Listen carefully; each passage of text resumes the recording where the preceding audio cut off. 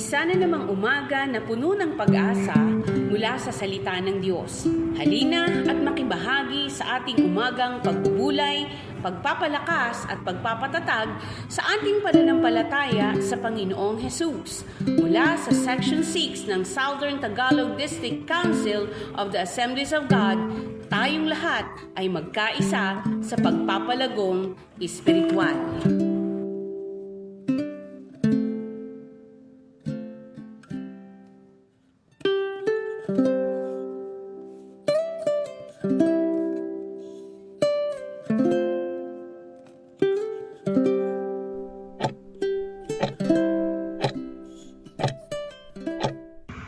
Praise God! Salamat muli sa mga kapatid, at bagamat hindi tayo nagkikita ng personal, face-to-face and physical, but I believe, naniniwala po ako ng Banal na Espiritu Santo ang siyang nag-uugnay-ugnay sa atin kung bakit tayo ay nagkakaunawaan, kung bakit tayo ay nagpapalakasan. Sa pamamagitan ng platform na ito, tayo ay manalangin. Dakilang Amang nasa langit, narito po kami, nagpapakumbaba at humihingi ng patawad kung mayroon po kaming nagawang mali, kasalanan sa iyong harapan.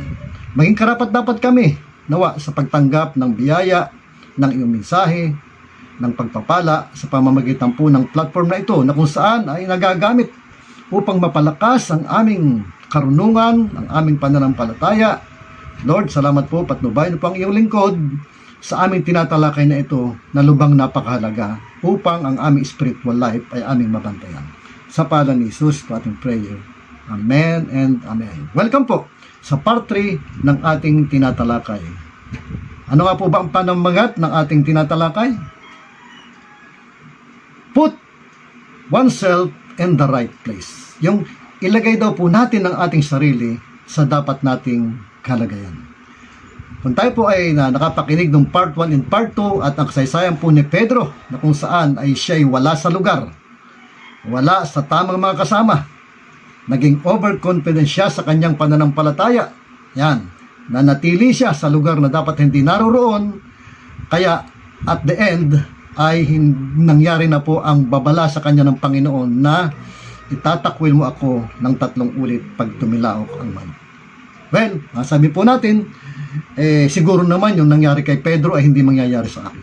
Siguro naman sa natutunan kong yon ay hindi ko nagagawin ang ginawa ni Pedro. Yan. Pwede po mangyari yun. At mayroon na po tayong lesson na natutunan. Pero, on the other side ho, ay di pwede pa rin po tayo makapamuhay nang wala tayo sa lugar. Papaano ho yun? Alam nyo, minsan sa maraming iglesia, kung hindi man marami, pero may maraming iglesia na kaya hindi maganda ang leadership o pamamahala nito, ang dahilan ay wala po sa lugar ang mga nanunungkulan sa kanila pong mga ginagawa. Yan ho. Kaya nga ang Panginoong Diyos ay nagbigay po ng panuntunan. Nagbigay ho siya nung sa aklat ng Epeso, mayroon pong tinatawag na yung APIG, yung acronym. Ano yun? Apostol, pastor, propeta, evangelist, at guro. Ito ho ay may kanya-kanyang function. Kaya hindi po ito dapat magkabuhol-buhol.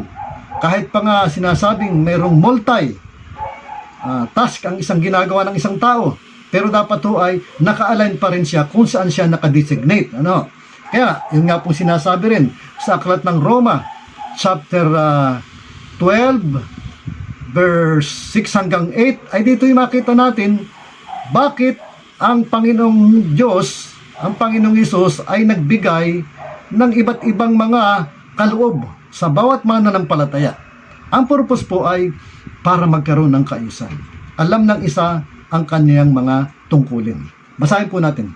Tumanggap tayo ng iba't ibang kaloob ayon sa kagandahan ng loob ng Diyos. Ito po ay biyaya. Ipinagkaloob sa atin. Kaya't gamitin natin ang kaloob na iyan. Kung ating kaloob ay pagsalita ng pahayag mula sa Diyos, magpahayag tayo ay sa sukat ng ating pananampalataya. Yun po ang kanyang function. Kaya po may mga preacher, may mga mangaral. Yun, ang akala po natin ang mangaral ay preacher lamang, so tayo po ay once na mangaral. Kahit po one-on-one approach, ito po ay isang mangaral. So, gawin daw po natin yun ng may kaayusan. Ano? Ngayon, kung paglilingkod ang ating kaloob, maglingkod tayo. Yan, as a servant. Magturo ng tumanggap ng kaloob sa pagtuturo. Ayan ho. Kung tayo po ay isang guro or teacher sa mga bata, sa Sunday School service, so yun po ang ating magiging function. Doon po tayo mag-focus. Ano? At kung ikaw po ay halimbawa ay hindi naman talaga yun ang dinesenyo sa iyo at bigla ka nalang papasok, panghihimasukan mo ang gawain ng pagiging guro nang wala ka man lamang pahintulot sa department head nito or wala ka man lamang namang pag-aaral patungkol sa kung dapat ituro sa mga guro o sa mga mag-aaral, sa mga bata o kung sino man sila, dapat huwag natin gagawin yon. Ano pa? Magpalakas ng loob, ang may kaloob lang pagpalakas ng loob. So kung tayo po ay magaling mag-counsel, yun po ang ating gagawin. Diba? Sabi nga tayo encourager. Sabi sa banal na kasulatan, kayong mga malalakas ang pananampalataya ay alalayan ninyo yung mahihina sa pananampalataya. Kung pagbibigayin yung kaloob, magbigay kayo ng buong puso. Ayan, marami pong mga nagkakaloob sa church na tahimik lamang po sila, bagamat hindi po natin nakikita na sila ay kumikilos sa field o sa loob, pero sila po ay nagkakaloob. Yan, yun po ay ginagawa nila.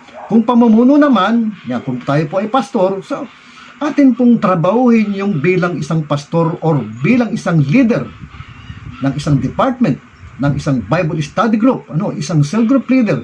Gawin daw po natin yon. Ano pa, kung pamumuno naman, mamuno kayo ng buong sikap. Kung pagkakawang-gawa ang inyong kaloob, gawin ninyo iyan ng buong galak.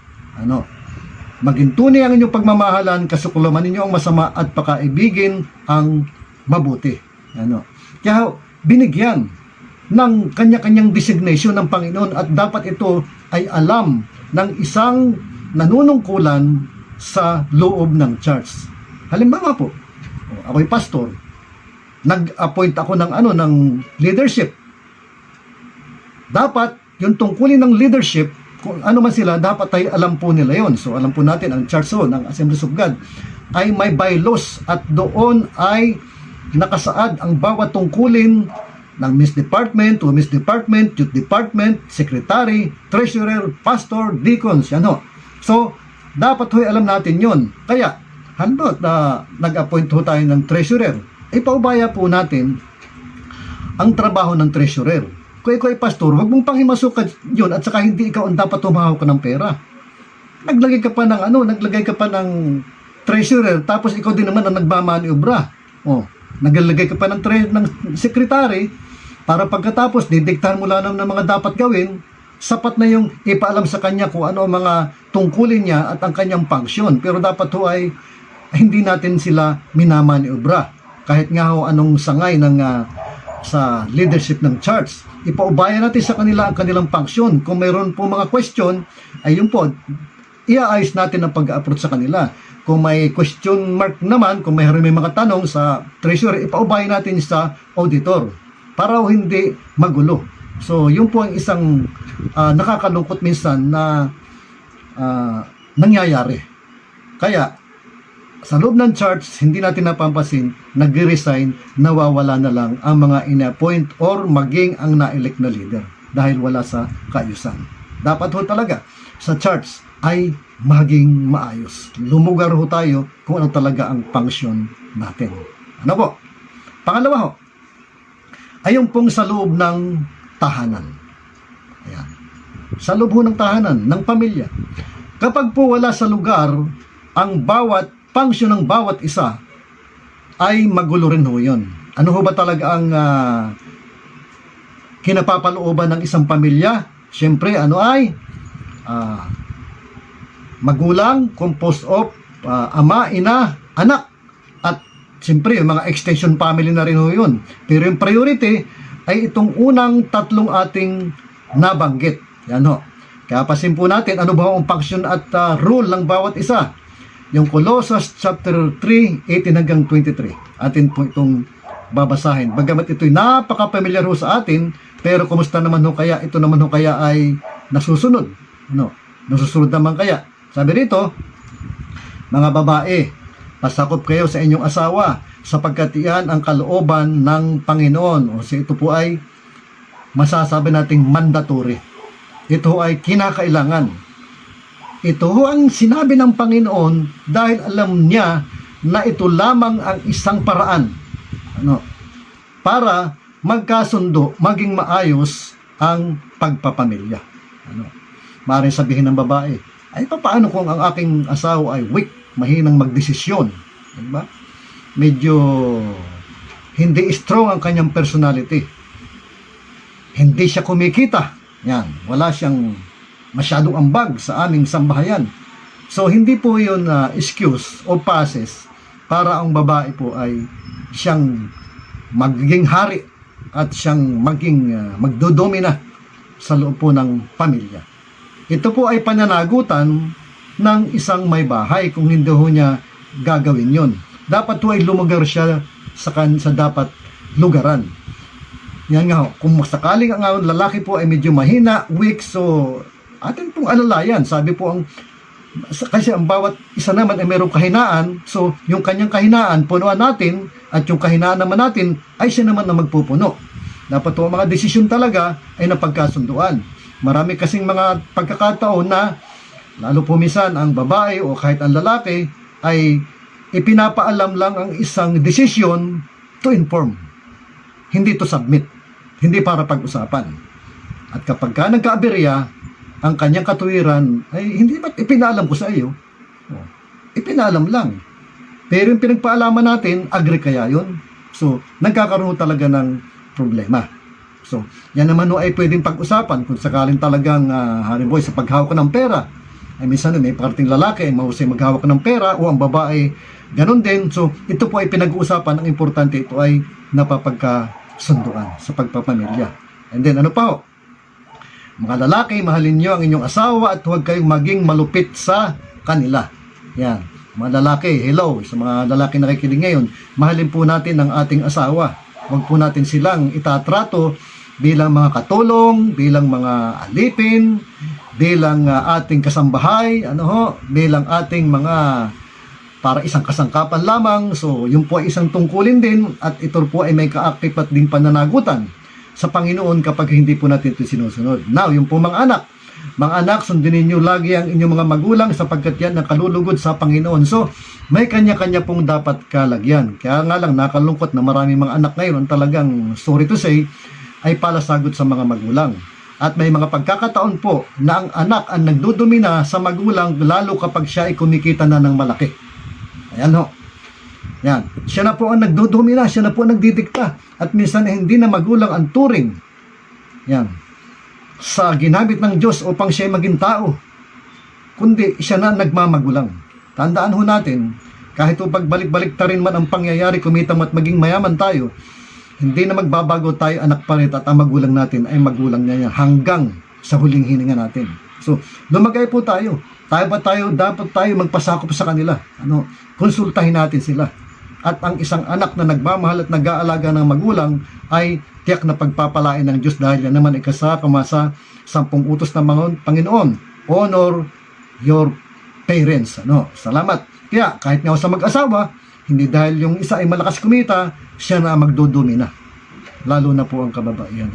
So, kaya isa pa rin kung ikaw po ay biyan ng babae, na mayroon kang manugang, o nung ikaw ay biyanan, naranasan mo na maging reyna ng tahanan. At ganoon din ang lalaki. Naranasan mo na maging hari. Ngayon, kung ikaw po naman ay nagkaroon na ng manugang, or ang iyong anak ay nag-asawa na kahit pa ito ay babae, ipaubaya mo na sa kanya ang pagiging reyna ng kanyang tahanan. Sapat na yung naging reyna kaminsan. Sabi nga po ng isang tagapangaral. Bakit to? Kasi kapag pinanghimasukan natin ang buhay, ang pamilya ng isang bagong kasal, kahit po tayo magulang, wala po tayo sa lugar. Maliho yun. Hindi ho sila matututo, hindi sila makapagdesisyon. Yun. Pwede ho tayo magpayo sa pamamagitan ng pagmamalasakit. I-monitor natin ang mga kung tama ba ang desisyon. Yun lang ho. Advice, payuhan, tingnan kung maayos, lalo kung ma-underage pa, wala pang kaya magpamilya. Yun po ang ating role. Pero yung tayo po magmamaniobra sa kanilang buhay, pamilya, tayo nagmamarunong at tayo ang reyna at parang hari at hindi nila magawa yung kanilang pagpapamilya, nakakalungkot po sabihin, yan po ay wala sa lugar. Wala po tayo sa tamang lugar dyan, pagka ganyan. Hindi po talaga mangyayari. Now, kung sakali naman talagang nagkaroon ng malaking problema, ang pamilya talagang hindi kaya disaster. Pero, ibig sabihin, sila pa rin. Reyna sila, pero tumutulong tayo bilang magulang. Sila pa rin ang magdedesisyon para sa kanila, pero kung sakaling wag namang tulutan ng Panginoon na ang ating anak ay talagang naagrabyado, so tayo po ay rescuer lang. So, at ang ating magagawa ay talagang ipanalangin sila na huwag maging magulo, disaster ang kanilang buhay, kahit na nga ipinaubayan natin sa kanila ang pamamahala ng kanilang pamilya bilang silang reyna at hari ng kanilang tahanan. Ang issue po dito ay lumagay po tayo sa lugar, tayo po ay maging isang magandang ehemplo na taga-subaybay sa ating anak na mayroon ng sariling pamilya. Amen po. Kaya salamat po sa Panginoon. Nawa po ang lahat ay napagpala ng mensahe sa oras na ito. At patuloy po tayong magsubaybay sa part 4 na kasunod ng ating tinatalakay, Put Oneself in the Right Place. Tayo po ay mag-pray. Panginoon, salamat po sa kabutihan mo. Salamat, Lord, sa pagpapala mo. At kami patuloy mong tinuturuan na ang kayusan, Panginoon Diyos, sa loob ng church ay dapat maging maganda. Dahil alam namin, ayaw mo, Panginoon Diyos, na ang church na ipinagkatiwala mo sa mga leadership ay magulo. Hindi mo yan sasamahan. Kaya, Panginoon Diyos, I pray, Panginoon, ang bawat church na kinabibilangan ng taga-subaybay ng platform na ito ay maging maayos ang taga-pamamahala. Ganoon din, Panginoon, ang bawat pamilya ng taga-subaybay ng platform na ito at mararating pa, pagpalain mo po ang bawat pamilya. Ang mga misunderstanding dahil wala sa lugar ang bawat function ng bawat isa, ipaunawa po sa kanila at iyong magkaroon sila ng conviction na dapat ay gawin kung ano ang tama. Lord, salamat po. Alam namin na ang pamilya, ang unang institusyon na ginawa mo, at ang iglesia ay isang napakahalagang bahagi po ng aming buhay upang ang aming relasyon at ang aming koneksyon sa iyo ay patuloy na nag-aanap. Pinupuri ka namin sa pangalan ng Jesus. Amen. Praise the Lord.